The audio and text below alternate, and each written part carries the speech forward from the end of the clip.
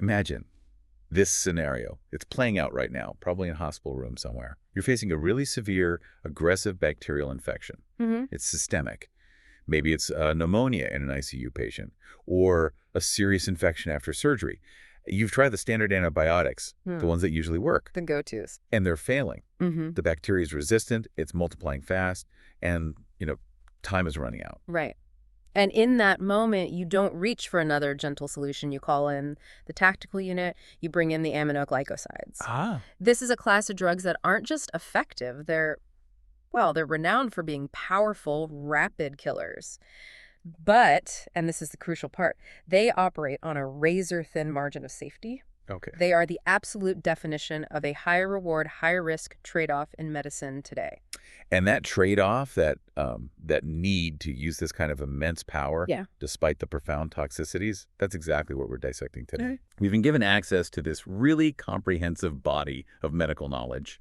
And our mission for this deep dive is to get a quick but thorough understanding of the unique chemical blueprint of these antibiotics, how they wage war on bacteria at a molecular level, and why their strange pharmacology dictates such meticulous, almost paranoid dosing and handling. It really is almost paranoid. We're focusing on their distinct mechanism, these fascinating pharmacological paradoxes they present, and of course, the toxicities that mean using them is always a carefully considered decision. Right. We're peeling back the layers on a class of drugs that, they literally started as a natural product from soil bacteria and became one of our most crucial yet challenging weapons against severe aerobic gram-negative infections.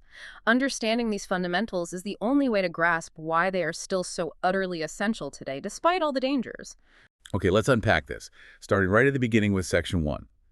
The unique blueprint of aminoglycosides. Before they were this high-stakes clinical drug, they were a discovery that, it fundamentally changed medicine. Where does that story begin? So the origin story here is one of deliberate scientific searching. It's a really stark contrast to some of the happy accidents we see in antibiotic history. The foundational drug is streptomycin.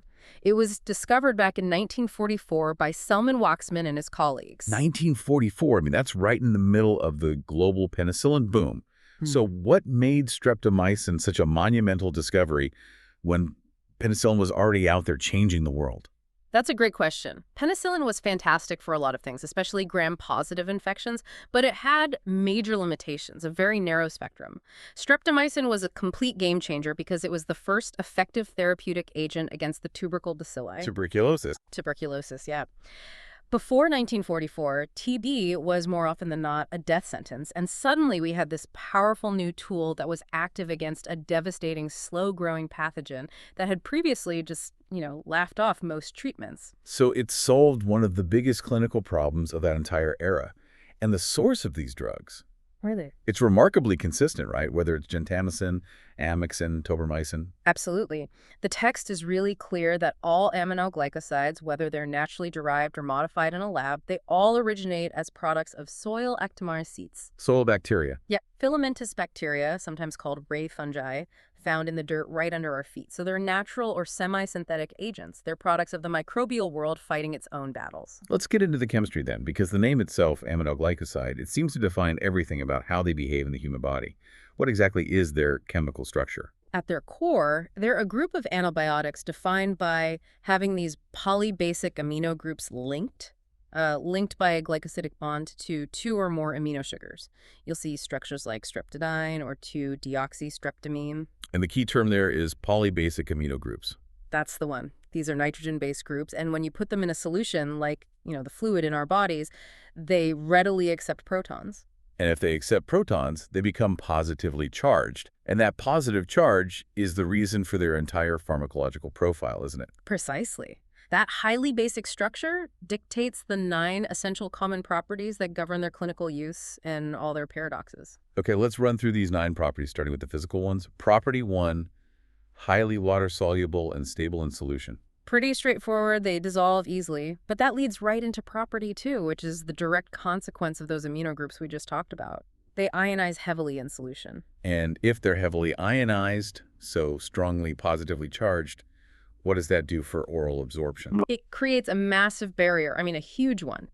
Highly charged molecules just cannot pass easily through the fatty lipophilic layers of cell membranes. Like the lining of the gut. Exactly, the mucosal lining of the gut. So, they are not absorbed orally into the systemic circulation. The only oral use, and we'll get to this later, is for localized effects inside the bowel itself. So for any systemic infection, it has to be an injection, 5E or IM. Has to be. That makes sense.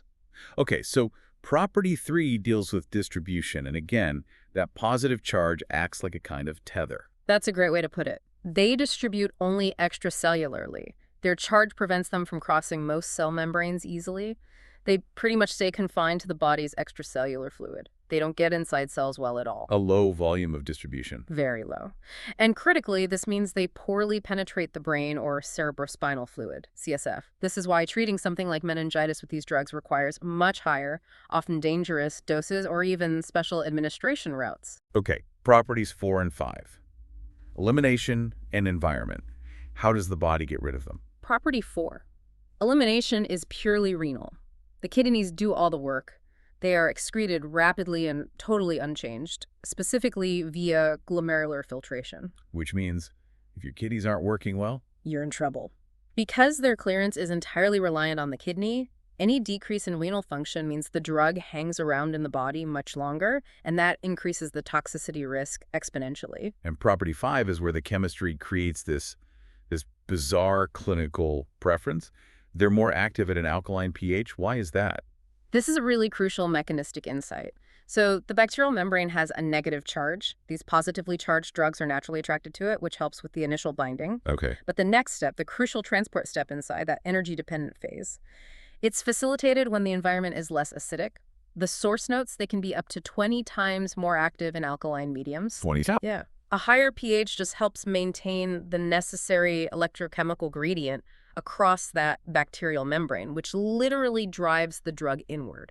So in an acidic environment, like you'd find in a deep abscess or a thick biofilm, the entry process is physically blocked.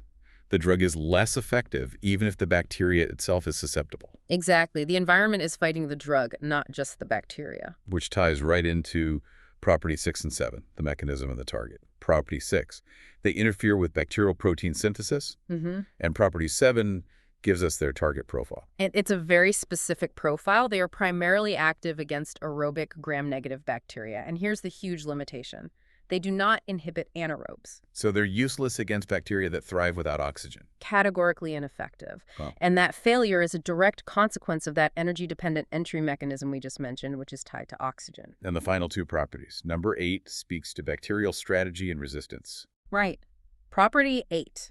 They exhibit variable partial cross-resistance among the members of the class. So if a bug is resistant to gentamicin, you might need a higher dose of tobramycin to kill it, but amikacin might still work perfectly fine. So resistance isn't a blanket all or nothing for the whole family. It's not. It's nuanced. And property 9, the reason we're doing this deep dive, the narrow margin of safety. Yes.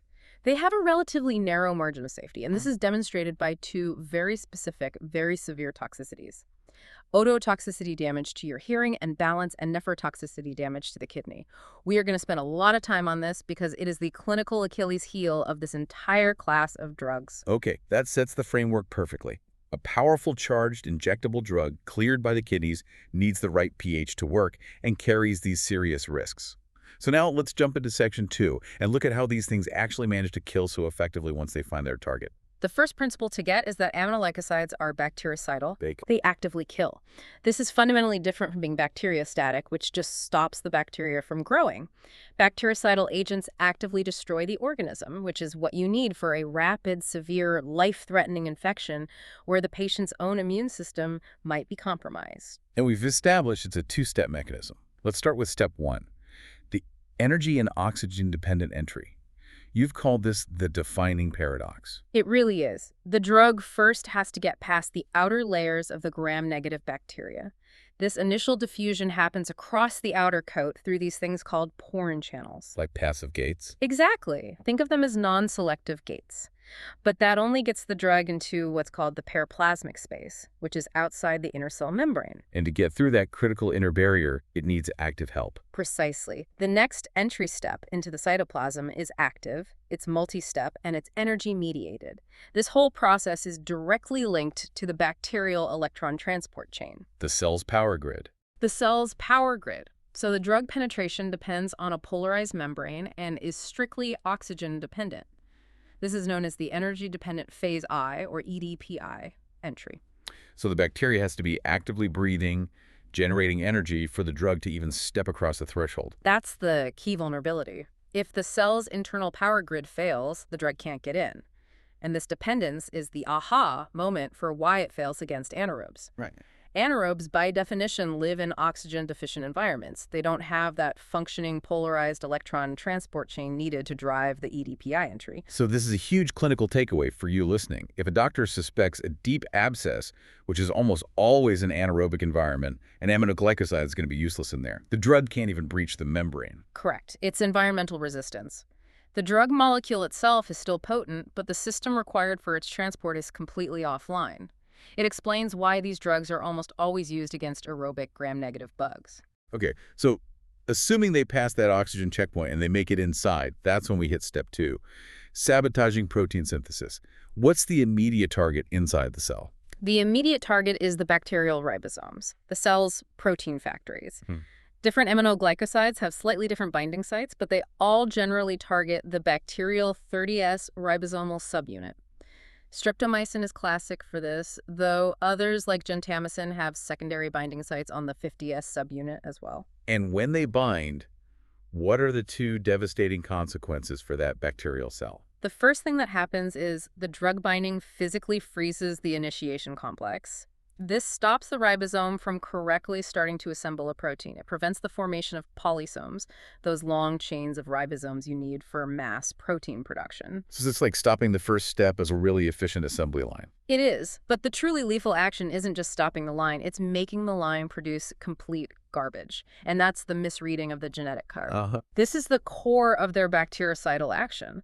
The drug binding causes a severe distortion of the 30S-50S ribosomal junction. This distortion means that when the transfer RNA, the tRNA, tries to bring the right amino acid based on the mRNA codon, the ribosome stumbles. It makes a mistake. It makes a profound mistake. It results in the misreading of the mRNA codon. So the bacteria is reading GGG on the blueprint, but it translates it as if it read AAA. That's a perfect analogy. It incorporates the wrong amino acids into the growing peptide chain, leading to the rapid synthesis of non-functional, abnormal, or just truncated proteins. The bacteria is effectively being forced to build its own faulty components. And the final, self-amplifying lethal action. The garbage proteins they produce actually help the drug kill even more. That's the genius and the brutality of it. These aberrant, faulty proteins are often inserted into the bacterial cell wall and membrane as they're made. Being faulty, they structurally destabilize the membrane. They increase its permeability. They punch holes in it. The source calls this the augmentation of the carrier-mediated energy-dependent phase 2, or EDP2 entry. So the initial drug penetration lets in just enough drug to start making faulty proteins. And those faulty proteins then punch more holes in the membrane, which lets more drug flood in, accelerating the whole process towards cell death. It's a positive feedback loop of bacterial suicide. It creates a fatal self-amplifying cycle. And this 2-step process, the O2-dependent entry, followed by the ribosomal distortion and membrane damage, is what makes them so rapidly and profoundly bactericidal. An incredibly powerful mechanism. But the fact that this is such a high-stakes drug means bacteria have developed some pretty ingenious ways to fight back. So now we're moving to Section 3. Resistance, distribution, and the dosing balancing act. And resistance is rampant, especially in the very places these drugs are needed most. Hospitals? Nosocomial infections. Yes, hospital-acquired microbes often show high levels of resistance, and cross-resistance, while it's variable, is a huge problem. Okay, let's detail the 3 main ways bacteria develop this resistance. Starts with the one that causes the biggest clinical headaches. The dominant mechanism, by far, is enzyme acquisition. Bacteria acquire these things called plasmids, small, mobile pieces of DNA, often shared between bacteria through a process called conjugation that code for specific resistance enzymes. And what do these enzymes do? How are they so effective? They're the ultimate drug modifiers. They chemically modify the aminoglycoside molecule itself, usually by adding a chemical group. We're talking about phosphorylating, adenylating, or acetylating enzymes. These modifications physically change the shape of the drug. So it can't bind to the ribosome anymore. It can't bind effectively. Once it's modified, the drug is functionally inert. And because these genes are carried on transferable plasmids, this type of resistance can spread horizontally across different species of bacteria incredibly fast. Which explains why we needed newer aminoglycosides like amikacin to try and get around these specific enzyme modifications. What about the other two defense strategies? The second one is a modification of the target itself, ribosomal change. The bacteria mutates the structure of its own ribosomal proteins, which just decreases the drug's affinity for the binding site. So the key doesn't fit the lock anymore. Exactly. This usually confers very high, often total, resistance, but thankfully it's less common clinically than the enzyme acquisition. And the third mechanism goes right back to that entry barrier. That's transport failure. This is just the bacteria changing its outer membrane to become less permeable. It decreases the efficiency of the drug transport into that periplasmic space. It's less common than enzyme acquisition, but it shows the bacteria is fighting back at every single step of the invasion. Okay, so we have a drug that faces enzyme degradation, target alteration, and permeability failure. This brings us to pharmacokinetics, how the body handles the drug, which becomes the absolute centerpiece of the treatment strategy. It has to be. If the bacteria is fighting back, you have to ensure the drug reaches peak effectiveness, but without killing the patient's own cells in the process. Right. Absorption is rapid after injection, peaking in about 30 to 60 minutes. But the critical part is the distribution pattern we highlighted earlier. They concentrate in the endolymph and paralymph of the inner ear and the renal cortex of the kidney.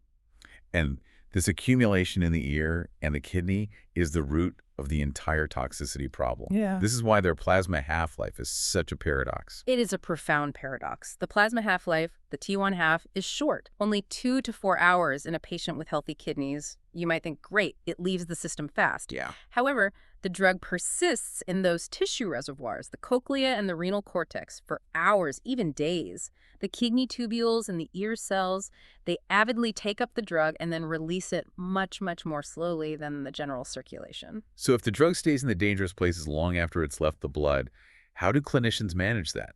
This is where we get to that critical shift to single daily dosing, or SDD. Yes. Historically, we divided the dose, 3 or 4 shots a day, trying to keep a steady level. But studies revealed 2 crucial facts that completely overturned that approach. First, aminoglycosides exert concentration-dependent bactericidal action. Meaning, the higher the concentration spike, the faster and more thoroughly they kill. They're peak-dependent, not time-dependent. A bigger hit is better than a slow burn. Exactly. The peak concentration, the Cmax, matters most for efficacy. Second, they have a post-antibiotic effect, PAE. Right.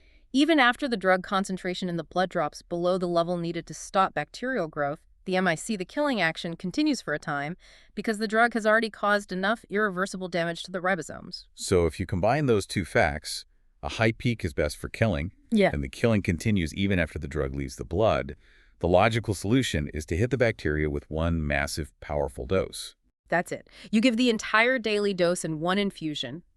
You achieve a huge peak, maximizing the killing power and capitalizing on that concentration-dependent effect.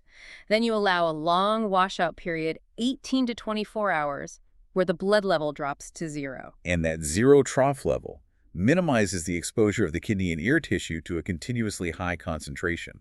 So it reduces the toxicity risk, but you still get the killing effect because of the PAE. It's a brilliant pharmacological solution. We exploit the drug's short plasma half-life and the bacteria's PAE to protect the patient from the long tissue persistence. The high plasma concentrations you get after STD are just as, if not more effective than divided doses, while providing that crucial period for washout. It's the ultimate balancing act. Use the power, then get it out of the bloodstream to let the kidney and ear clear out their accumulated stores before the next big dose. But this entire system hinges on one thing: functional kidneys.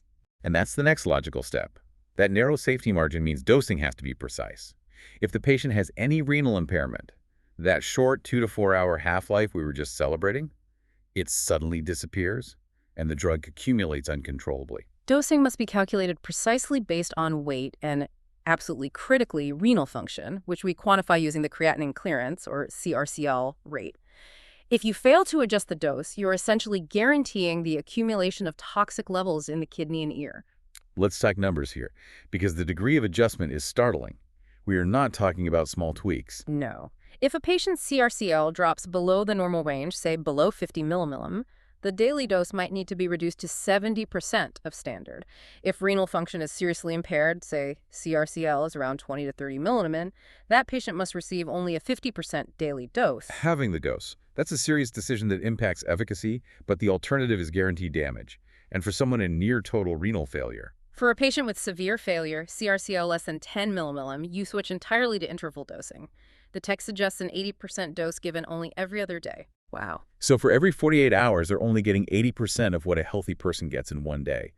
The adjustments are dramatic because the consequences of ignoring the clearance rate are permanent.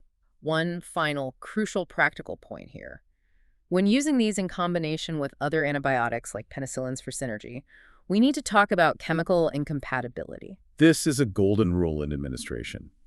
You must not mix aminoglycosides with any penicillin or sometimes cephalosporins in the same syringe or infusion bottle. Why not? The positive charge of the aminoglycoside will chemically react with the negative charge of the beta-lactam. They'll bind together and effectively neutralize and inactivate both drugs. So you're giving nothing. You're giving an inactive compound.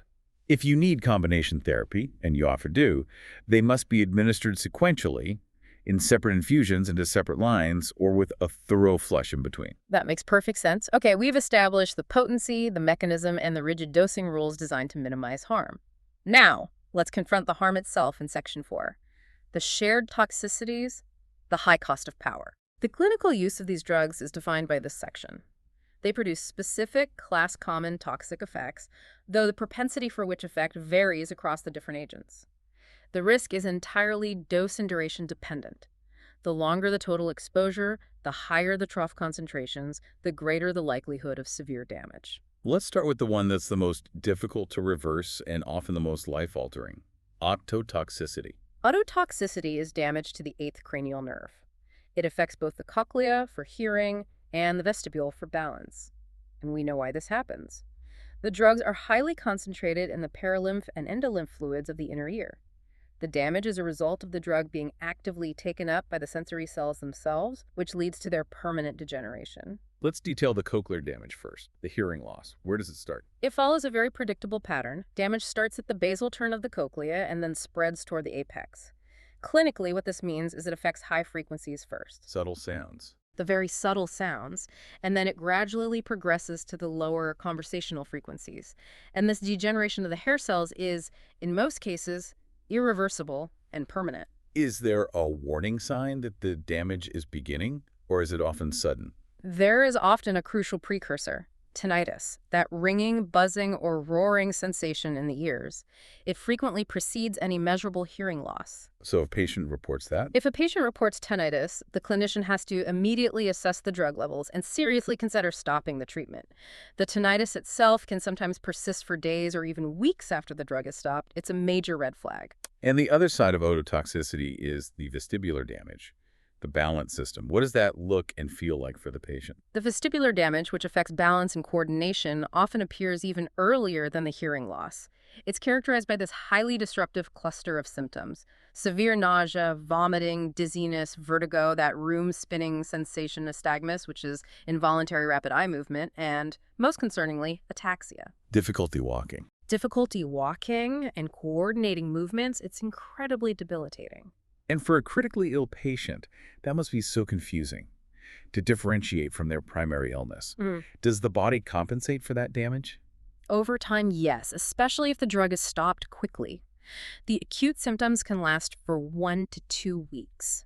If the damage is permanent, patients enter a period of compensation that can last 1 to 2 years, where they have to rely heavily on visual cues for balance. The severity just depends entirely on the extent of the initial hair cell damage in the vestibule. And this is where the specific drugs differ in their preferred target of attack. This is a critical distinction to make. The source is very clear that streptomycin and gentamicin are more vestibulotoxic. They primarily target balance and cause more vertigo and ataxia. Okay. But on the other hand, kanamycin and amikacin are more cochleotoxic. They produce a much greater risk of permanent hearing loss. Moving to the second major toxicity, nephrotoxicity, the kidney damage. This is a direct result of that drug concentrating in the renal cortex. Right. The drug is actively taken up by the proximal convoluted tubule cells, and that leads to cellular damage. Clinically, this shows up as a loss of the ability to concentrate urine, and then later, a decrease in the glomerular filtration rate, the GFR. Which causes the serum creatinine to rise. That's the signal of kidney impairment. That's your alarm bell. The key distinction here is that while ototoxicity is often permanent, kidney damage has a much better prognosis. It is generally reversible upon immediate discontinuation of the drug.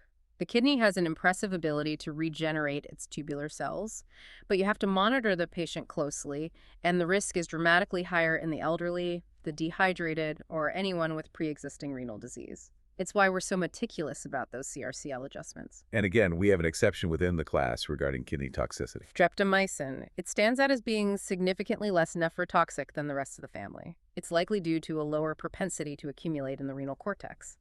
And that safety profile is a big factor in its specific restricted uses today. Finally, the rare but very serious event, neuromuscular blockade. This is usually only seen in high-risk scenarios, like when the drug is rapidly or locally absorbed in extremely high concentrations. A good example is during the irrigation of surgical cavities. And what's the mechanism? The aminoglycosides reduce the release of acetylcholine from the motor nerve endings. This leads to muscle weakness, or in the worst case, respiratory depression. If that happens, it's a medical emergency. But fortunately, there's an immediate antidote. Yes. The block can be rapidly reversed by giving intravenous calcium salts or by using anticholinesterase agents like neostigmine. Okay, before we look at the specific drugs, let's nail down the critical precautions and drug interactions. First and foremost, they must be strictly avoided during pregnancy. This is non-negotiable. There's a confirmed risk of fetal ototoxicity. So it crosses the placenta. It crosses the placental barrier and can cause permanent hearing loss in the offspring. And the list of drugs we can't combine them with is long, because they all attack the same systems. Right. You must avoid combining them with any other known nephrotoxic drugs. So that's chemotherapy agents like cisplatin, NSAIDs, the antifungal amphotericin B, vancomycin, or the immunosuppressant cyclosporine.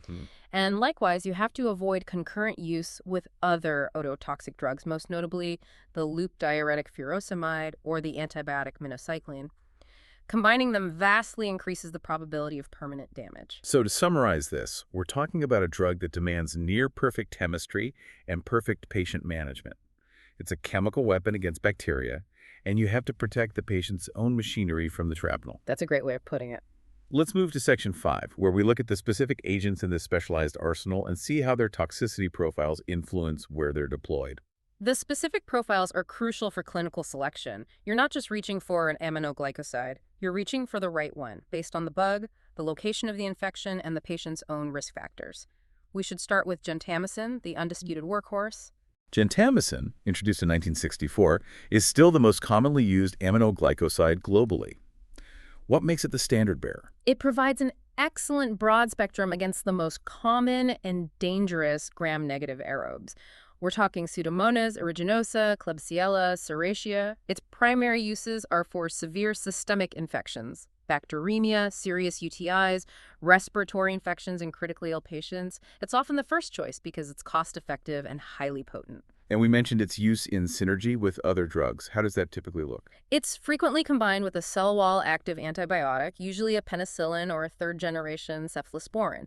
For instance, in treating endocarditis, you'd pair gentamicin with penicillin to get synergistic bactericidal killing. Because the beta-lactam damages the cell wall. Which enhances the penetration of the aminoglycoside. Exactly. And its specific toxicity bias. It's known for common toxicity, and it leans toward vestibular damage. So, balance issues, though cochlear damage is also a significant risk. Because it's used so often, its toxic effects are the ones we see most frequently. Next, we have amikacin, which the source rightly calls the reserve weapon. Why is it held back until failure is imminent? Amikacin is a semi-synthetic derivative of kanamycin. Its structure was intentionally modified in the lab, and this modification protects it from many of those resistance enzymes we talked about.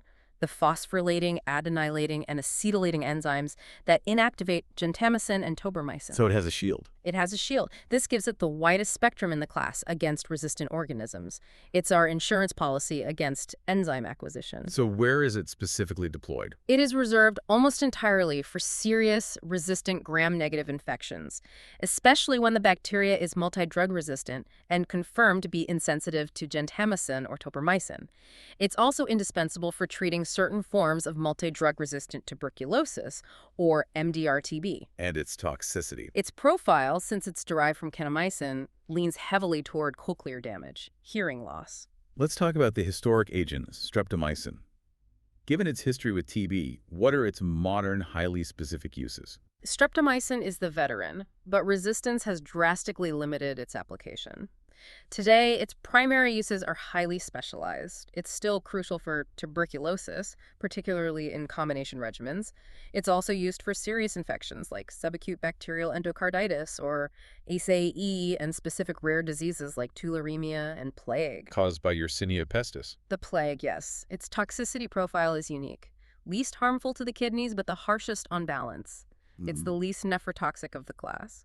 However, it causes the most significant and frequent vestibular disturbance. Up to 1 in 5 patients can experience balance issues. And that severe vestibular side effect is another reason its use has been curtailed. Okay, moving to tobramycin, the Pseudomonas specialist.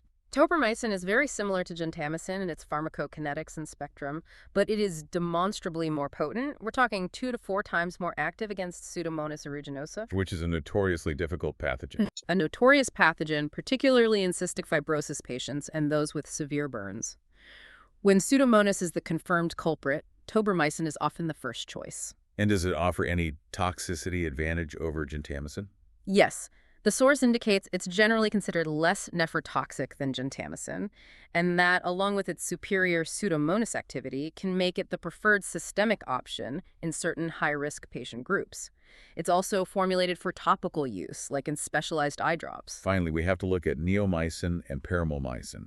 These are the exceptions because they're just too toxic for systemic use. They operate only locally. That's the key distinction. Neomycin is highly ototoxic and nephrotoxic.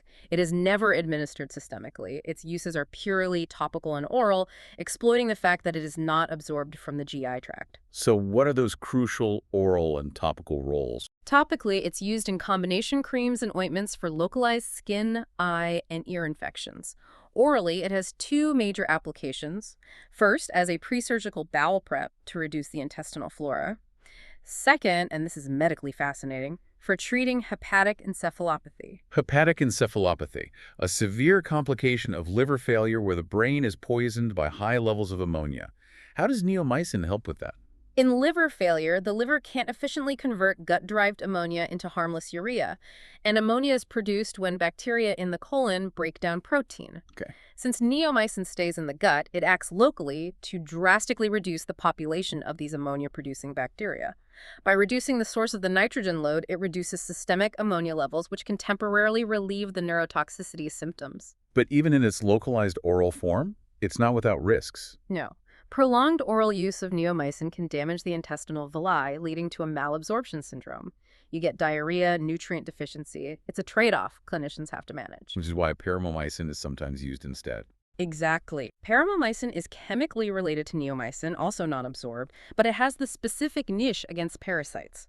It's unique because it's effective against certain protozoan parasites that live in the gut, including those that cause leishmania, entamoeba, amoebiasis, and giardia.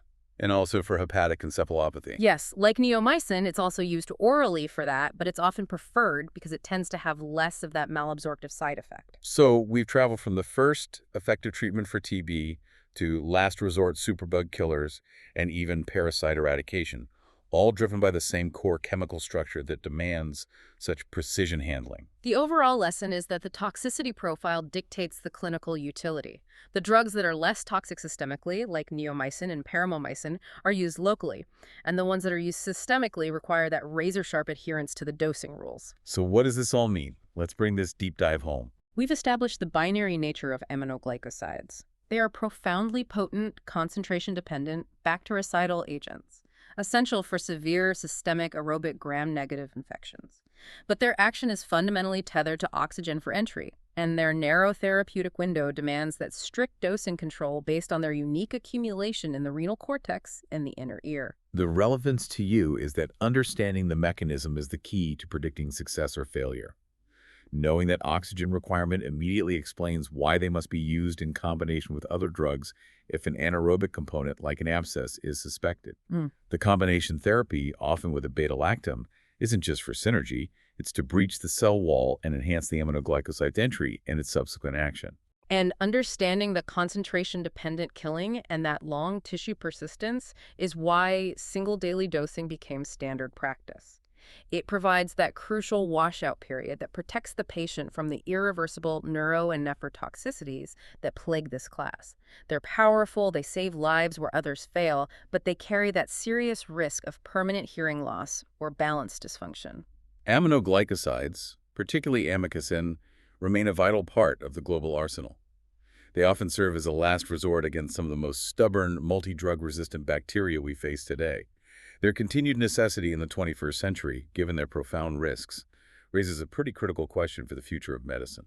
Well, if you look at the trajectory of resistance, the mechanisms that defeat our drugs are multiplying faster than we can create new ones. We're relying more and more on these high-stakes drugs with narrow therapeutic windows and permanent side effects. Are we prepared for a future where drugs like the aminoglycosides, drugs that demand perfect management and carry an immense price tag of potential permanent harm, become the default treatment for common infections, simply because they are the only ones left that still work? It's a sobering reminder of the constant high-stakes battle of antimicrobial warfare. A compelling and powerful question to leave with you. Thank you for guiding us through the high-stakes arsenal of the aminoglycosides. That was the deep dive.